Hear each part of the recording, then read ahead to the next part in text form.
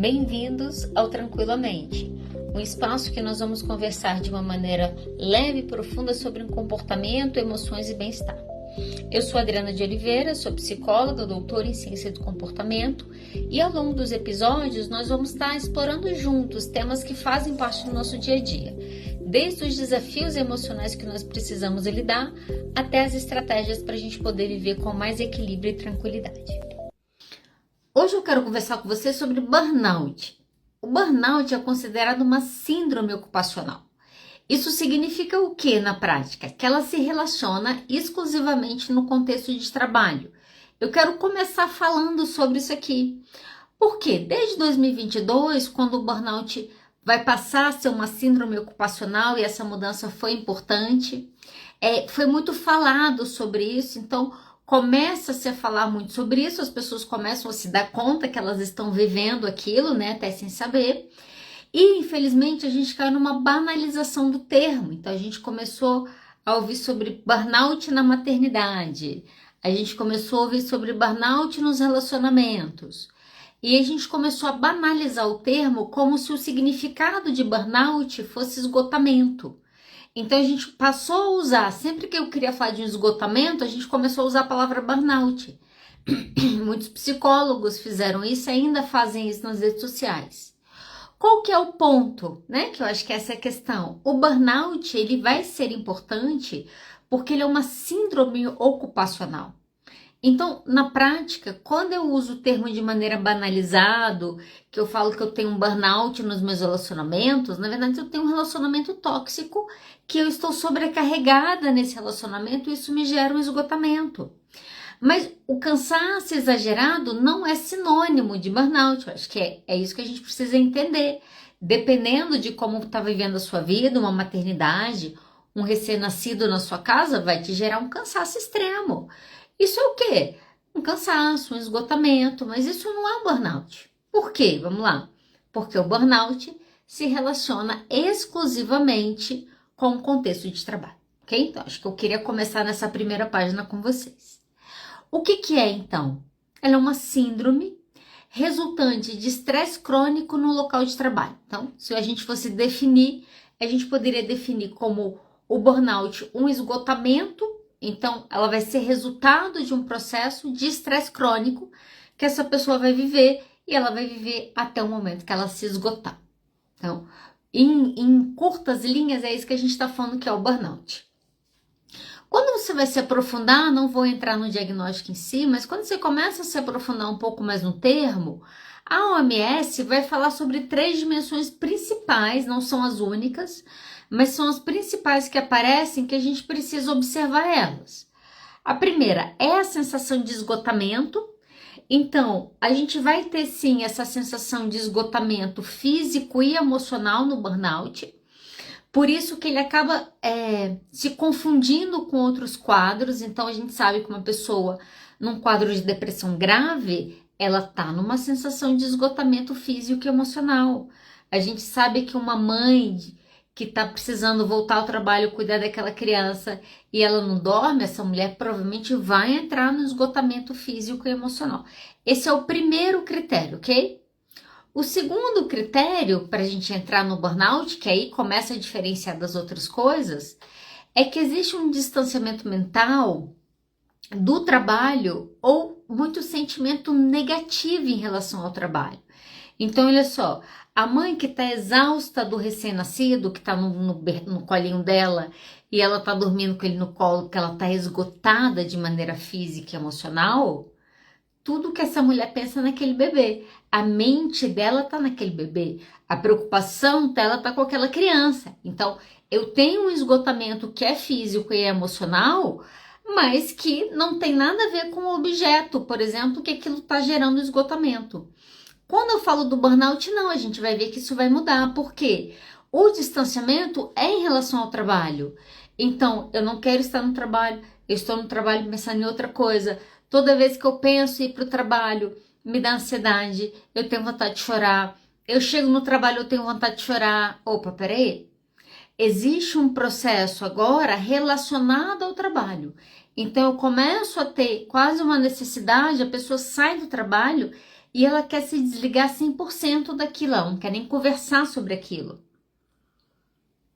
Se ela vai falar alguma coisa relacionada ao trabalho, ela vai falar mal. Não tem nada de bom em relação ao trabalho dela. Então, a gente tem dois aspectos aqui. Eu tenho essa sensação de esgotamento, eu tenho essa relação com o trabalho que começa a ficar comprometida. E a terceira principal aspecto que a gente vai observar é uma redução na eficácia profissional. Então, de fato, o desempenho daquela pessoa começa a cair. Se antes ela conseguia produzir, sei lá, 100 processos num dia, agora ela consegue 20. Às vezes ela consegue 15 e 10 alguém está tendo que revisar porque ela está fazendo errado. Então, eu tenho uma queda de desempenho. Olha só, se a gente for olhar só para o esgotamento, uma pessoa que entra num processo de esgotamento físico e emocional, vão ter vários outros sintomas que vão aparecer. Alteração de sono, provavelmente alteração de apetite. Então, essas duas coisas vão acontecer. Eu vou ter dificuldade de concentração. O fato da coisa não estar acontecendo, vai aparecer sentimentos de menos-valia, não sou boa, não dou conta, não consigo. E aí, nisso, a gente entra num looping. Que quando uma pessoa vem para um burnout, né?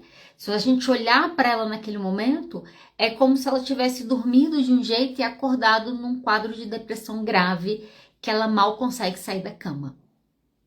Okay? Então, produzir se torna uma coisa muito custosa. O que antes era rápido de ser feito, agora ela precisa parar, agora ela precisa rever. Por quê? Está esgotado, olha só, o corpo se esgotou em relação àquilo ali. Olha que interessante, burnout não é transtorno mental, então ele está classificado como uma síndrome ocupacional. Isso significa que a gente está falando de um adoecimento relacionado ao trabalho. Então, se a gente começa a pensar em coisas do tipo a DORT, né? Lesão por trabalho repetitivo, entendeu-se que a maneira que aquela pessoa trabalha gerava uma lesão e as empresas precisaram começar a se responsabilizar sobre isso. O que significa o burnout estar dentro de uma síndrome ocupacional? Significa que agora a empresa que, se for comprovado, por exemplo, que o ambiente é estressor, que aquela pessoa sofre assédio, que aquela pessoa está numa sobrecarga de trabalho, significa que ela está tendo elementos que colocam a questão da saúde mental e cognitiva em risco. As empresas agora poderiam ser responsabilizadas por causa disso. Por isso que foi tão importante a mudança. Porque se antes eu só podia responsabilizar a empresa por, sei lá, falta de equipamento, e aquela pessoa caiu e se lesionou e quebrou a perna, agora eu posso responsabilizar a empresa pelo chefe assediador que faz a equipe inteira entrar num burnout. Opa, essa empresa agora pode ser responsabilizada.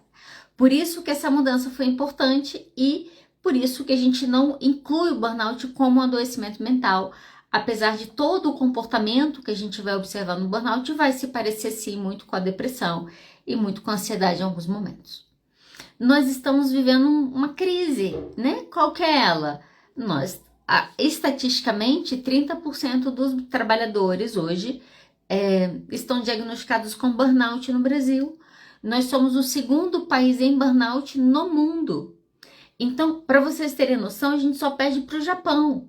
Não sei se vocês, uns anos atrás eu fui fazer um curso no Canadá e tive a oportunidade de conhecer um pessoal do Japão. E uma das conversas que eu estava tendo, a menina contando que ela largou o emprego para fazer esse curso lá no Canadá. E eu perguntei, você não tirou férias? E eu tinha ido de férias, eu tinha tirado um mês de férias para fazer esse curso. Eu falei, você não pode tirar férias para fazer, você teve que pedir demissão? Aí ela virou para mim e falou assim, não, porque no Japão a gente tem 5 dias de férias no ano. Imagina, 5 dias de férias no ano. Eles, para vocês terem noção, no Japão existe uma morte relacionada, eu esqueci o nome agora, que eles têm um nome específico para pessoas que morrem de tanto trabalhar. E nós estamos atrás desse país, que as pessoas já estão morrendo de tanto trabalhar. A gente está no segundo lugar aqui. 67% das pessoas hoje no Brasil falam que elas se sentem afetadas negativamente pelo contexto de trabalho delas. Então, elas acreditam que o ambiente de trabalho delas compromete a saúde emocional e mental delas, ok? O fato da gente ter colocado o burnout como síndrome foi super importante, né? Como eu estava te falando. Tem uma lei de 2022, a NR01, que vai falar que as empresas agora precisam avaliar se existe risco ocupacional, incluindo os psicossociais, que seria estresse, assédio e sobrecarga de trabalho, mais alguns. Então a empresa tem que avaliar o risco. Uma vez que o risco seja identificado, as empresas vão precisar propor medidas que vão minimizar aquele problema, que vão sanar aquele problema. Então, a gente começa a ter uma mudança aí nos últimos 2 anos, que as empresas poderão começar a ser multadas. Aí você tá me escutando falando, Adriana, a gente tá longe disso acontecer. Deixa eu te contar uma história que eu ouvi hoje, que eu tive que perguntar umas 3 vezes para ver se eu tava entendendo certo. A pessoa tava contando para mim, ela trabalha numa empresa, e os estagiários entraram com um processo, os estagiários da empresa se reuniram. Primeiro, eles estão querendo montar um sindicato dos estagiários, sente essa, tá? Então, eles se reuniram, entraram com um processo no Ministério Público contra a empresa e mandaram o processo para o dono da empresa, para o presidente da empresa. Eu falei, eles estão entrando com um processo de quê? Eles estão falando que o escopo de trabalho deles não estão sendo respeitados, então eles são mandados para fazer coisas diferentes do que eles fazem. E eles estão reclamando que eles trabalham mais do que os funcionários e eles ganham menos que os funcionários. Eu falei, peraí, você está me dizendo que houve uma organização entre os estagiários e eles colocaram um processo no Ministério Público contra a empresa que eles trabalham? Ela falou, é exatamente isso que eu estou dizendo. Olha só, o que isso significa na prática? E a geração Z chega com força para isso, né? Não aceito trabalhar mais do que eu quero. Não aceito trabalhar mais do que me foi proposto desde então. Então, tá me dando mais do que eu quero? Não, eu não aceito.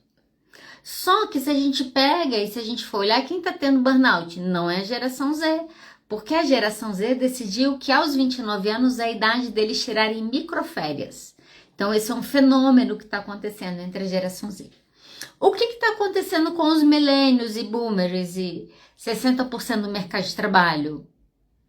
Sofrendo burnout, ok? Então, sofrendo burnout. Por quê? A gente ainda sabe que existem muitas questões dentro de contextos de empresa, de assédio, de sobrecarga. Hoje você pega qualquer funcionário público, qualquer um, tá? E você senta 5 minutos para conversar com ele e pergunta como que é no seu local de trabalho. Ele vai falar, nós precisaríamos de 20 pessoas, tem 5 trabalhando. 100% das pessoas que eu escuto do serviço público fala de uma sobrecarga de trabalho, porque fazem muito mais do que deveriam fazer, porque falta pessoas para isso. Isso a gente está falando de serviço público. Imagina como que isso acontece dentro do fator privado. Que o burnout está aí, a gente já sabe. Que as empresas podem e serão responsabilizadas a partir de agora, a gente já sabe. Eles vão precisar resolver isso para os próximos anos, essa é a verdade. Agora, tem um outro fator que é onde eu quero me adentrar para a gente caminhando para o final, que é um fator para além do trabalho. Porque olha só, eu posso trabalhar num contexto que seja bom, eu posso trabalhar com uma coisa que eu gosto e ainda assim eu cair dentro do burnout. Então, é disso que eu quero falar para a gente poder caminhar para o final. A gente tem a ideia que a pessoa que está no burnout, ela está no burnout porque ela odeia o trabalho dela. Isso também acontece. A pessoa não gosta do trabalho dela, ela não vê sentido naquilo, ela se sente sobrecarregada. Tudo isso pode acontecer. Mas eu tenho um outro fator para além do contexto de trabalho, que é o que eu chamei de fator eu. Então, existe uma pessoa naquele contexto. Imagina, os meninos de 20 anos estão processando a empresa que eles mesmos trabalham porque estão alterando o escopo do trabalho deles. Você já ouviu essa história alguma vez na sua vida? Foi a primeira vez que eu escutei uma coisa dessa, uma coisa parecida com essa, tá? Não sei se existe. Você já ouviu isso há 20 anos atrás, alguém fazer isso? Você já ouviu a história de milênios fazendo isso, ou boomers fazendo isso? Não, o que que muda? Existe um fator chamado fator eu. Quem nós somos dentro do contexto de trabalho? E quem nós somos aumenta ou diminui o risco de eu ter um burnout. Eu acho que esse é o primeiro cuidado que a gente precisa ter. E aí eu quero falar sobre 3 pontos que eu acho que são pontos importantes, porque são fatores que aumentam o risco de você ter um burnout. Não significa que necessariamente você vai ter, mas aumenta a chance disso acontecer. E isso pode acontecer, às vezes, na empresa que é sua, às vezes numa coisa que você ama fazer, e de repente você se vê dentro de um burnout. Isso é real, isso pode acontecer.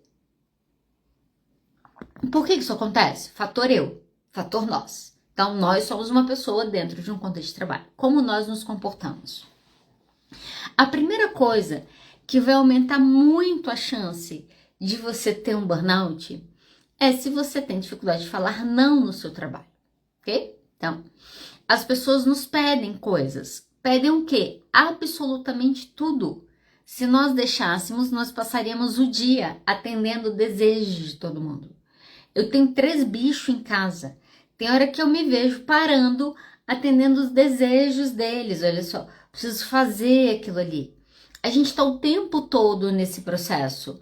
E se a gente não toma cuidado, e se a gente não sabe dizer não, você não vai parar nunca. Então, muitas vezes, a gente, na era da... Você precisa ser proativo, e eu acho que a gente tem sim que ser proativo no nosso contexto de trabalho. A gente precisa ter o equilíbrio do que é a proatividade, para onde que eu tenho que ir para resolver, o que é o meu escopo para fazer isso, qual que é a hora que eu falo não, qual que é a hora que eu falo que eu não posso, qual que é a hora que eu falo que aquilo está passando no meu limite. Se a gente não consegue dizer não no trabalho, fica tranquilo que em breve você estará sobrecarregado. Principalmente se você for uma pessoa que entrega, que é o que normalmente está na ficha de quem tem burnout, pessoas perfeccionistas, pessoas que têm avaliação de desempenho muito forte. Então, tudo isso vai contribuir para isso aqui acontecer. Eu lembro na época da pandemia, foi 2020, né? Aquele primeiro semestre foi uma loucura, né? Eu lembro dando aula online e a sensação que a gente tinha, eu e todos os meus colegas, é que o fato da gente estar em casa, a gente estava disponível para a faculdade. Então eu recebia a mensagem que era um negócio que eu tinha que entregar 2 horas depois, aí no meio da manhã eu recebi uma mensagem de reunião à noite, e aquela coisa, todo mundo sem saber direito o que fazer, foi um caos. Foram assim, 4 meses caóticos. Quando entramos de férias e tal, quando voltou às aulas, no segundo semestre, logo no início assim de semestre, umas 2, 3 semanas, marcaram uma reunião no sábado.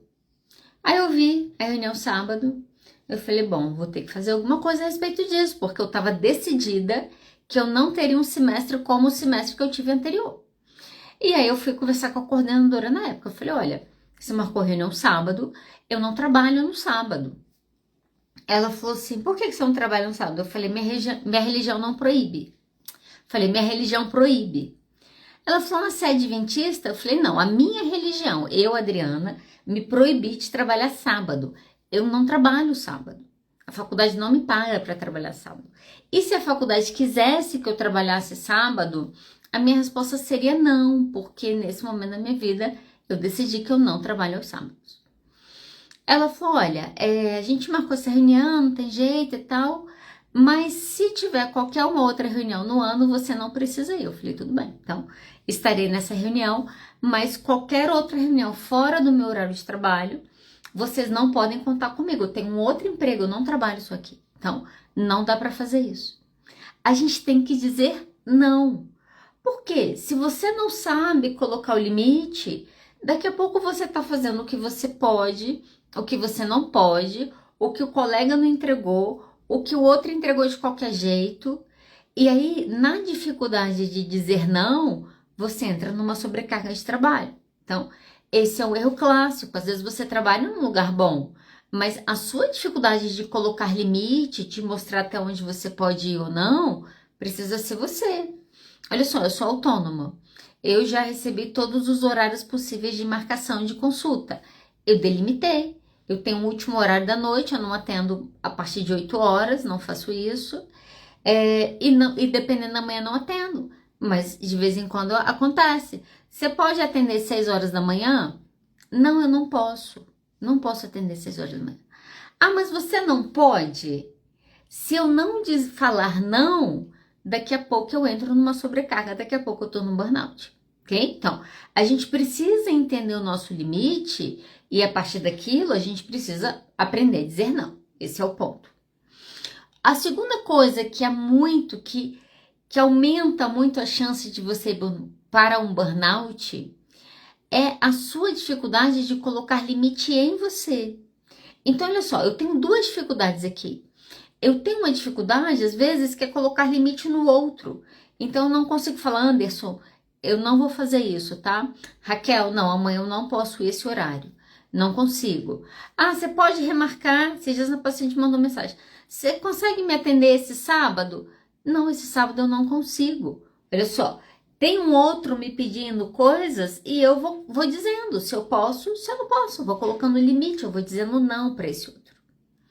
Só que tem um lugar do limite, que é um lugar difícil, que é o lugar que nós temos que nos colocar limite. Então, às vezes eu não consigo dizer não ao outro e às vezes eu não consigo dizer não a mim.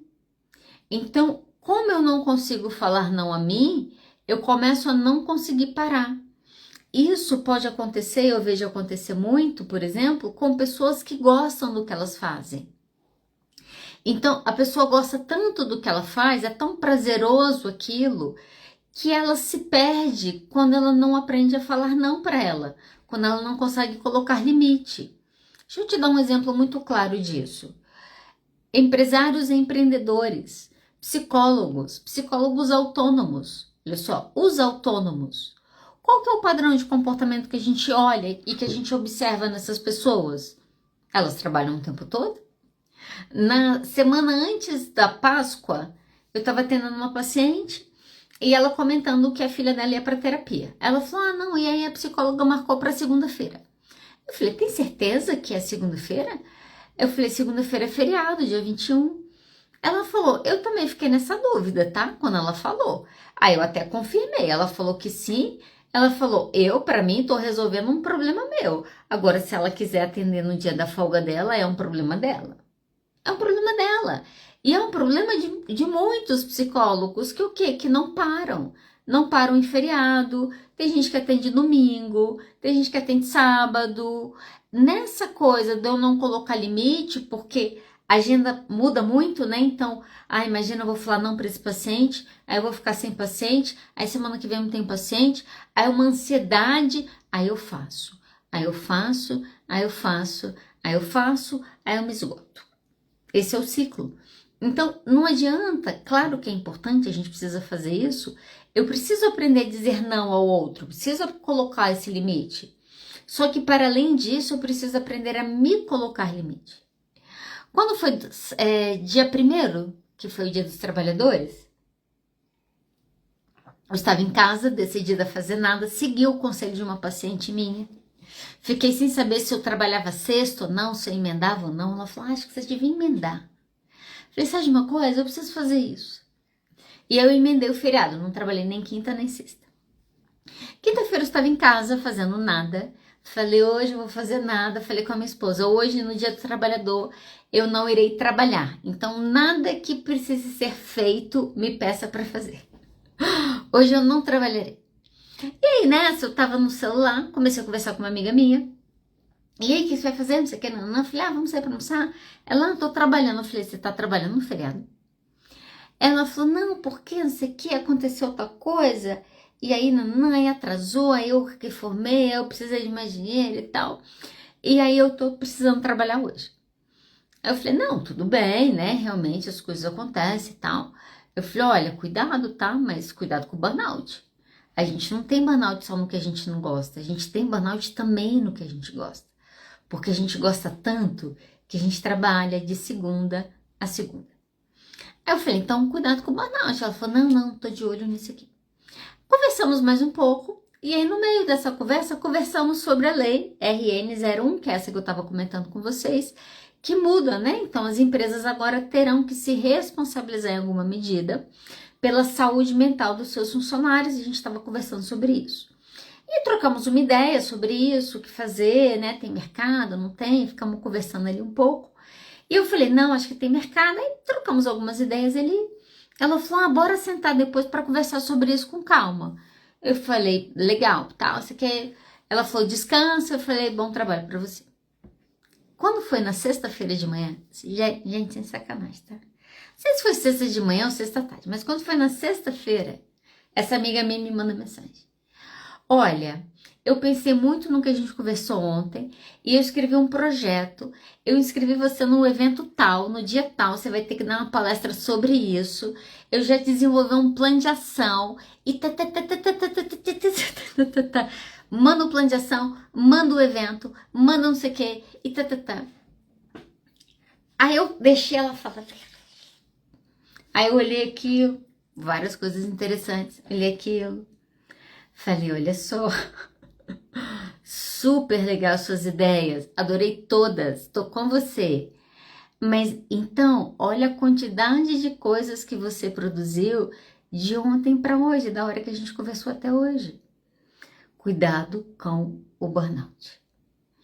Cuidado com o burnout, se você gosta muito do que você faz. Porque você não vê o tempo passando. Porque se você tem hiperfoco, por exemplo, né? Um TDAH que tem hiperfoco, eles entram no burnout pelo excesso de entrega que eles fazem. Como que eu evito com que isso aconteça? Eu preciso aprender a me colocar limites. Eu preciso saber o momento que eu falo, não dá para eu chegar essa hora no trabalho, eu não vou poder trabalhar até esse horário, isso aqui vamos ter que remanejar porque eu sozinha não vou conseguir terminar esse projeto. A gente precisa aprender a fazer isso, senão a gente aumenta a chance da gente entrar no burnout. Vou falar o último aspecto, tá? Esse com certeza, talvez o mais negligenciado de todos eles. Então, eu tô dizendo que, para além de todos os fatores ocupacionais, empresariais, estruturais do nosso trabalho, para além disso, existe um fator pessoa. Quem sou eu no trabalho? Eu coloco limite no meu contexto de trabalho? Eu falo não para as pessoas?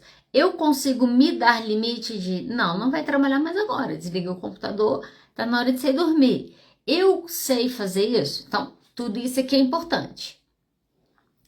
Agora, o terceiro ponto, hoje eu estava estudando para conversar aqui com vocês, estava trocando ideia com o chat, né?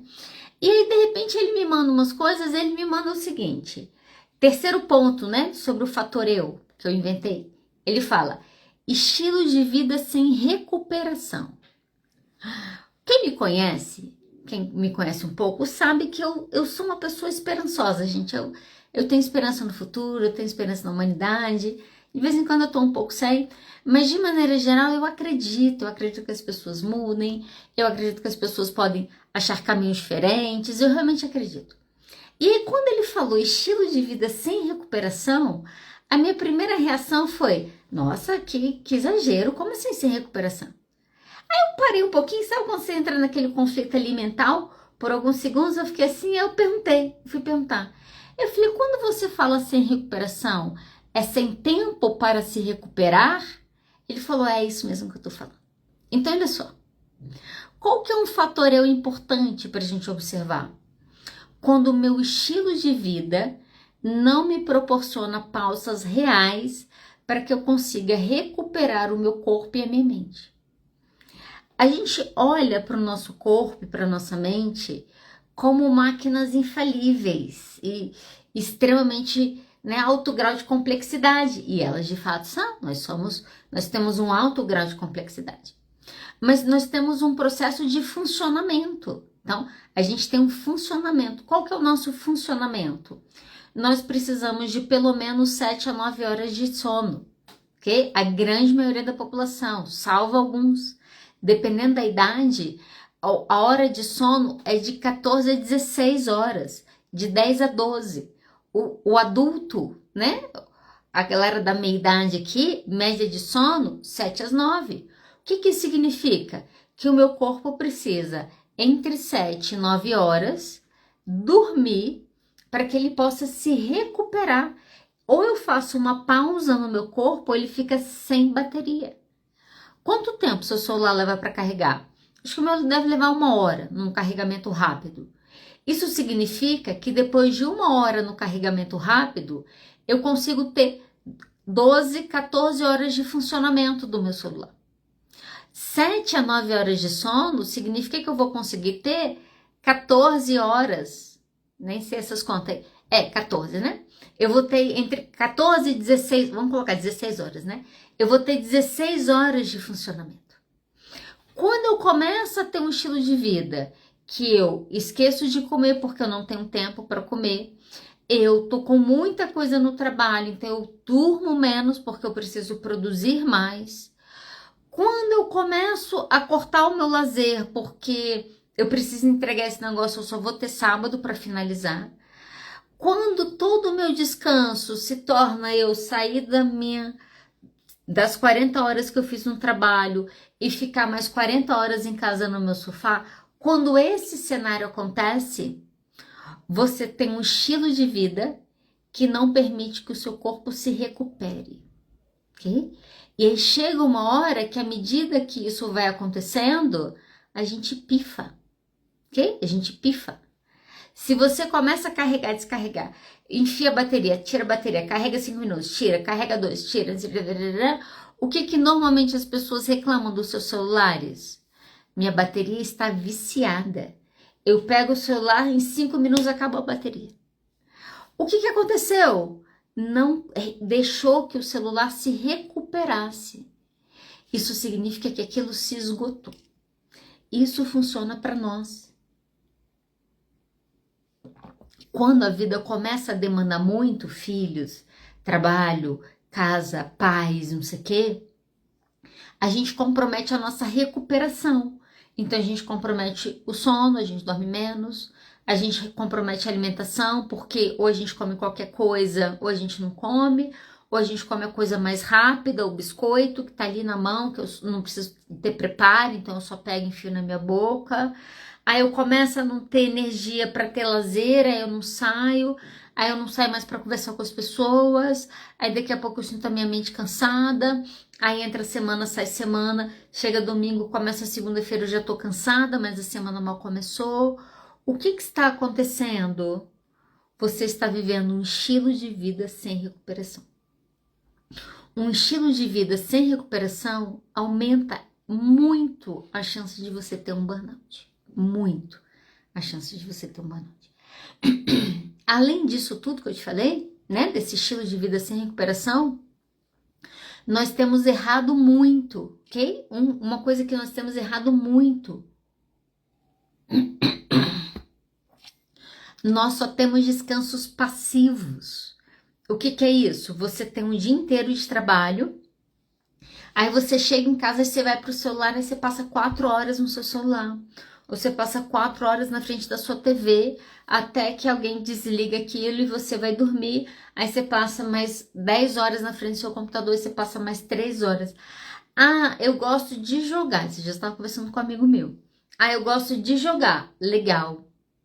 Mas se você só jogar, isso vai te fazer mal, ok? Isso é descanso passivo. A gente precisa aprender a ter descansos ativos. Sabe por quê? O que eu acho que é uma coisa importante da gente entender sobre o nosso corpo? Nós precisamos de sono, né? Te falei, 7 a 9. Nós precisamos de comida, ninguém tem dúvida sobre comida, né? O quanto que eu como, o quanto que isso afeta o meu corpo e tal. E a terceira coisa que nós precisamos é o nosso corpo precisa de movimento. O fato da gente fazer atividade física hoje em dia, de eu fazer um crossfit, de você fazer tênis, de você ir para uma academia, a gente se obriga a um movimento que devia estar no nosso dia a dia, mas ele não está mais. A vida precisa de movimento. Isso significa que eu tenho, em muitos momentos, que aprender a descansar no movimento. Uma pessoa que tem um hobby, ela descansa no movimento, ou montando jogo de Lego, ou fazendo artesanato, ou fazendo crochê, né? Eu tenho um descanso ativo acontecendo, ou a prática de um esporte que vira um hobby, que eu saio com a minha bicicleta no sábado e no domingo. Isso são descansos ativos. Por quê? Mas você quer dizer que quando eu canso o meu corpo, eu descanso o meu corpo? Exatamente isso que eu quero dizer. Se você entendeu isso, era isso que eu queria dizer. O nosso corpo precisa de movimento. Quando a gente deixa de ter movimento, dói aqui, dói ali, perde massa e faz isso e faz aquilo. Então, olha só, eu tenho um componente do burnout, que é o componente da empresa, que são as políticas da empresa, que é o assédio da empresa, que é a sobrecarga de trabalho do que aquela empresa tem. Então, eu tenho um componente empresa, mas eu tenho um componente que sou eu, fator eu, que é a minha dificuldade de dizer não, a minha dificuldade de me dizer não e o meu estilo de vida que eu nunca me recupero. Se eu tô fazendo um negócio sem nunca me recuperar daquilo, o que vai acontecer com aquilo? Você vai ter um problema crônico na sua vida. Qual que é o problema crônico? Você vai ter um burnout, ok? Aumentam, vamos lá, desculpa, não é que você vai ter.